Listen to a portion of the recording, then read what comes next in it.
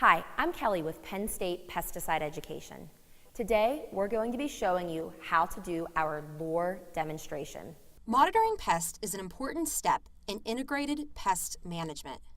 By monitoring the environment for pests, we can determine the population of the pest, which affects action threshold and pest management choices. Monitoring techniques will vary depending on the pest, host, environment, and other situational factors. Lures are one way to trap insects for monitoring. Lures appeal to an insect's need for food, shelter, and reproduction through sight, sound, or smell. An insect encounters the lure, thinking it has discovered food, shelter, or a mate, and is trapped. There are several types of lures, including those that attract insects via smell. These are known as synthetic pheromone lures.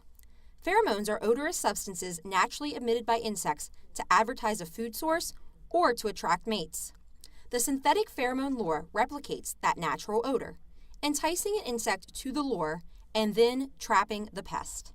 We call this activity the lure demonstration, as participants will see how lures work via smell. Our female insects will be trying to seek out the same smell as them to find a male counterpart. But is that same smell a male? Or is it something else?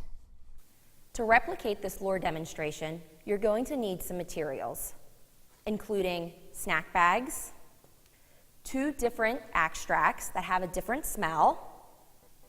You can probably find these around your kitchen, and cotton balls.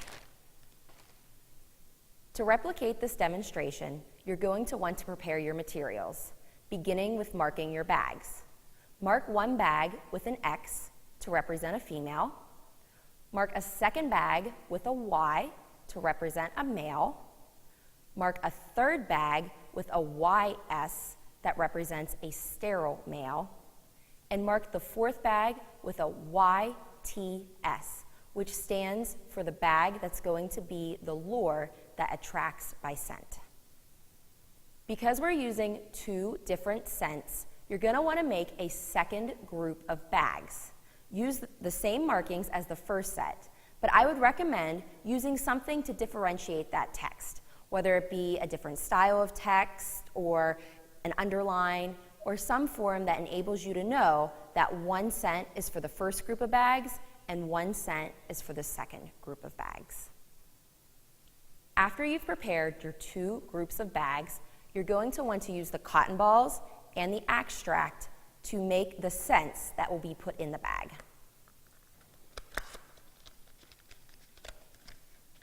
So we have our extract. Take 2 cotton balls and just place the cotton ball next to the extract. You don't have to get a lot on it, but you want to get a fair amount so the scent will be there because your participants will be smelling this. And I usually prefer to take the second cotton ball and just kind of place it in case this is very saturated to avoid it, a lot of liquid getting in your bag. So you have your 2 cotton balls, place them in your bag.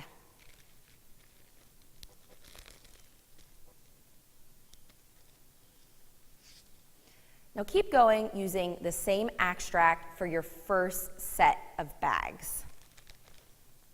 Once your first group of bags is complete, you'll move on to your second group of bags and your second extract.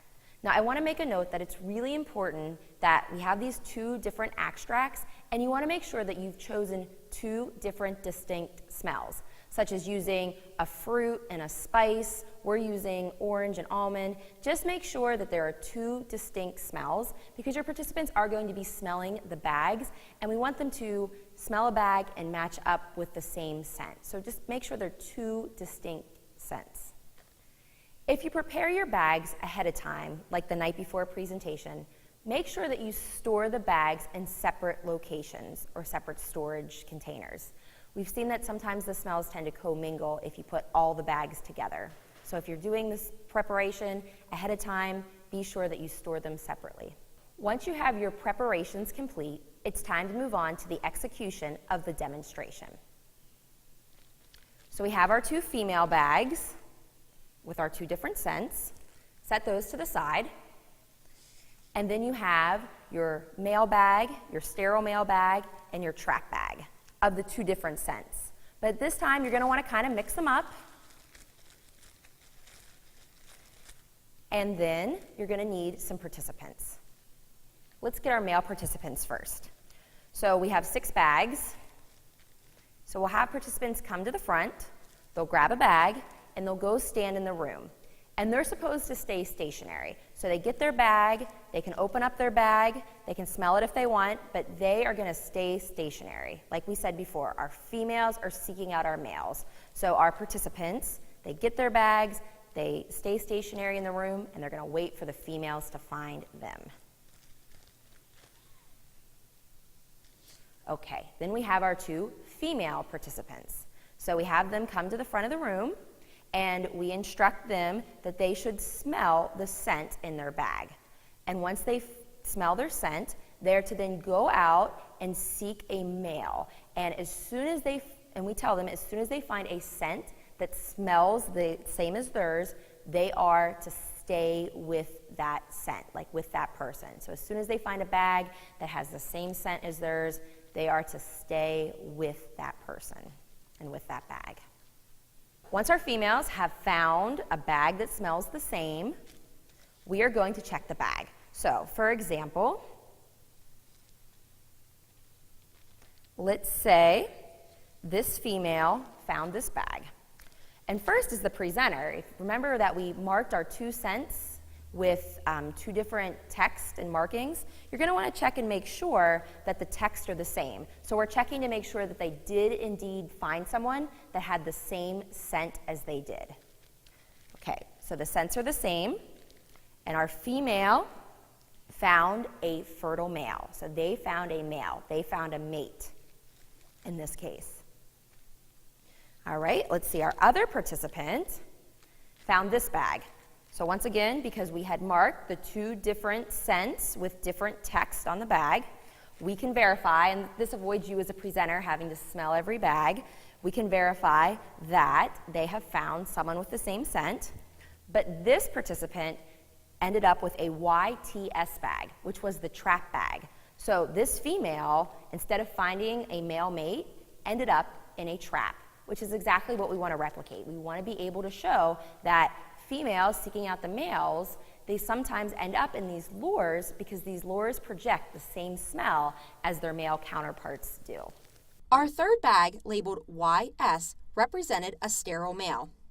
That replicates how a female insect thinks it has found and mated with a male counterpart, but no offspring are produced, which assist in reducing that pest population. Sterile insects can be released into the environment, serving as biological control for pest management. You can adjust this presentation based on your learner audience. You could take the bags you've already made and maybe have different participants serve as the females and as the males, and you'll probably have different results. You could also consider having more females if you have a larger group. You could add a 3rd scent if you wanted to have an additional challenge. Or you could even consider incorporating the sound or the sight elements. There are lure demonstrations where there are film canisters that you fill with rice or you fill with beans, and your participants are having to figure out which sound matches the sound that they have in their canister. So there are many variations of this lure demonstration that you can use with your learner audience.